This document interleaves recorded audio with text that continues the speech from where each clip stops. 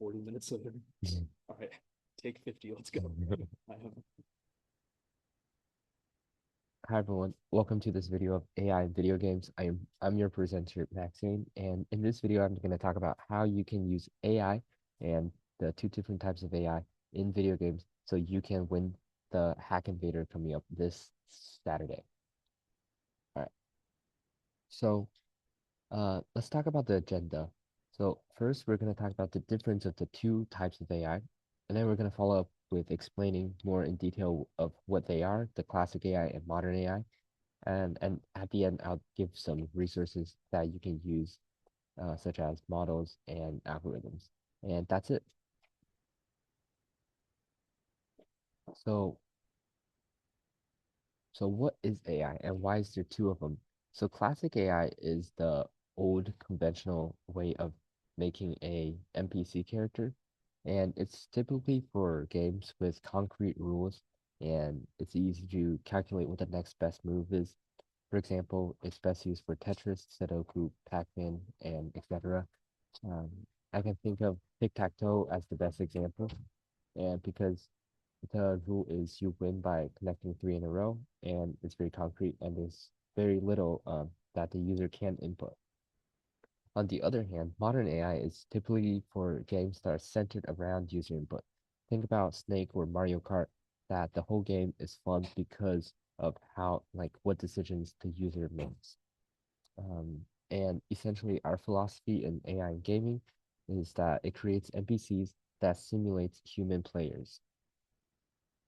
So let's start with classic AI, which are concrete rules dependent. So classic AI is best used for games with like concrete rules, and the benefit of classic AI is that it's very easy to implement.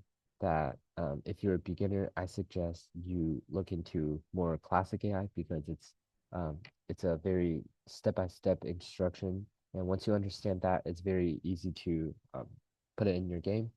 And another thing is it's very predictable on what uh, the the NPC is going to move, so you can test and evaluate if the NPC is moving correctly with classic AI. However, the con is that it can feel kind of repetitive at times. That because you're going step by step instructions, the players can easily figure out where and when the NPC is going to move, and essentially it can feel a little repetitive and boring as time goes on. And another con is that it can't handle unexpected scenarios.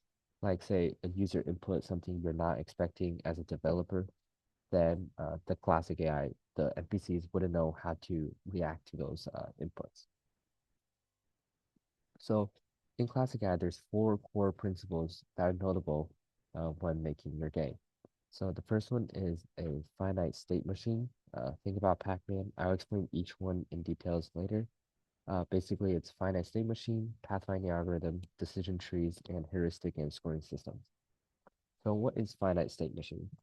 Finite state machine is saying that each character in the game has a finite or limited number of states that it can be in.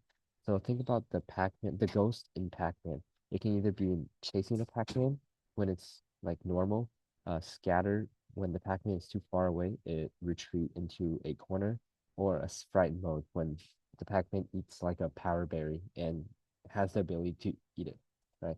So the so each character in a finite state machine should be able to have like different states it's in, and each state dictates how they move and their behaviors essentially.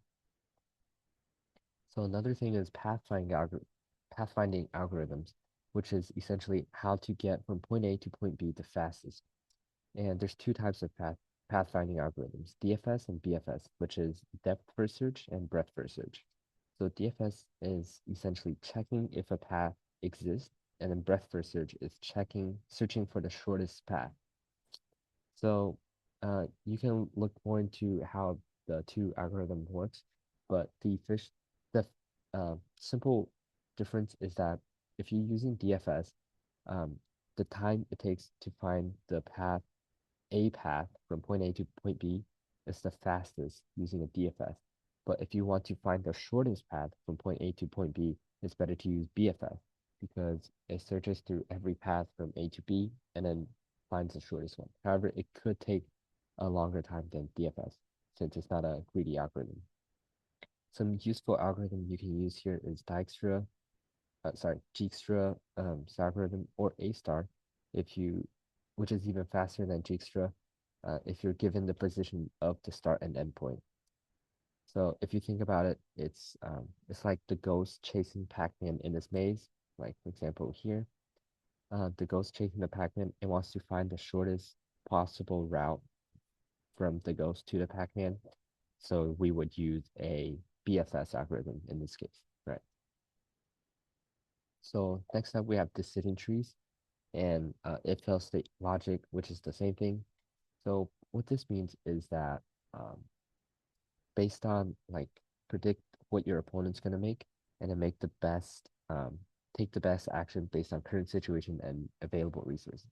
Like if you see this tic-tac-toe right here, if I put my star in the middle and the opponent put it on the left top corner, I'm not gonna put my star in the bottom right corner because I know the opponent already crossed out like a possible like connection here, right? So um, the basic philosophy of a decision tree is if the opponent does this, what should I do? If the opponent does this, what should I do now? So you can see it's mostly exemplified in tic-tac-toe, and you could see this using in chess, but this isn't the best case, which I'll explain later because there's too many options to take.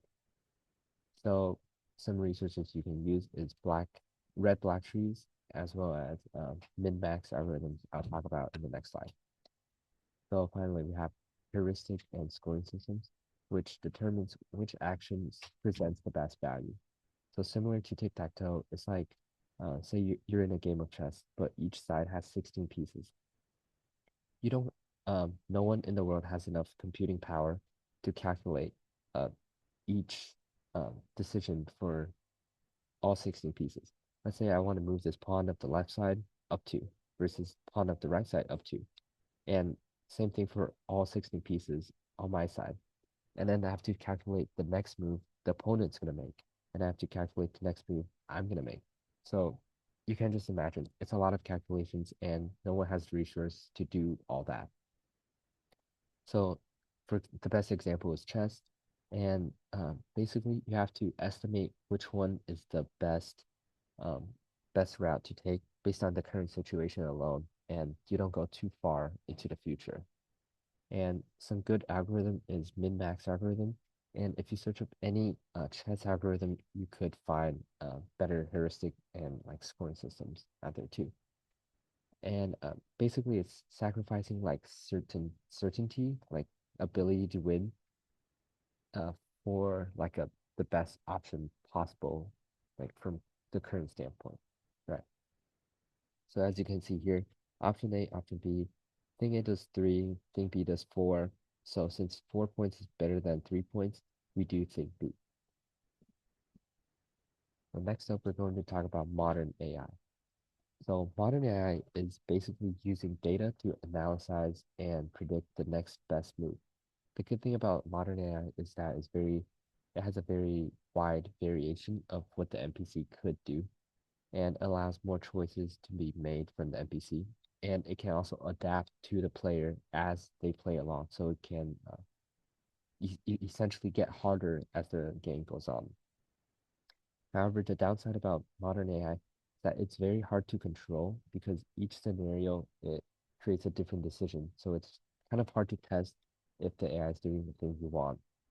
And second thing is it requires a lot of data to train the machine learning models on. And as you can tell, like data costs money, and for like a 2 hour hackathon, you're probably not gonna like spend a lot of money and spend a lot of time to train these models. And the third thing is it's kind of hard to implement because it's kind of a hard technology. So as a beginner, I would suggest you start with classic AI, and if you have extra time, you could possibly implement some modern AI feature on top of your classic AI. Okay, let's talk about the three core principles of modern AI, right? So one is reinforcement learning, generative AI, and neural network behaviors. So what this all means is that reinforcement learning is like training a dog. It's like classic training. It rewards good behaviors and it punishes bad behaviors. So look at this driving simulators here. If it crashes onto the wall, it's going to um, punish the car because it crashed into the wall, and it's going to reward the cars that gets furthest into the track. And with more iteration and uh, more train upon data, it's going to like essentially reach the end of the track uh, based on like trials and errors, basically. So that's reinforced learning. The next thing is generative AI, which is to create images, music, and text based on your prompt, right? So a way you can implement this in your game is you can say the user they put in a text saying like the user is currently sad.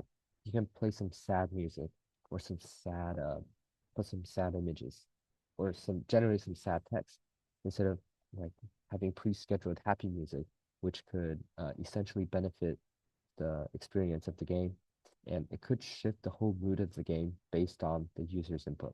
So some tools you can use for this is DALL-E E and Stable Diffusion and LLMs, as you can tell, like DALL-E E is for um, images, Stable Diffusion is also for images and music, and then LLMs such as Claude or OpenAI is for text generation.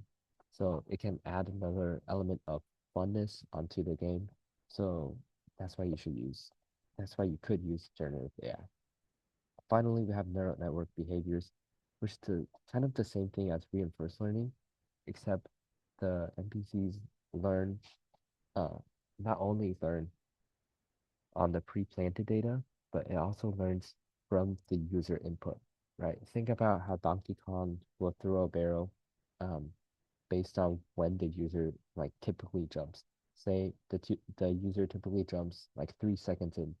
The Donkey Kong's gonna throw like say it started at 1 second, and then the next iteration is gonna start at 1.5, and then the next one is gonna be 2.5, and then essentially it's going to match the user's input.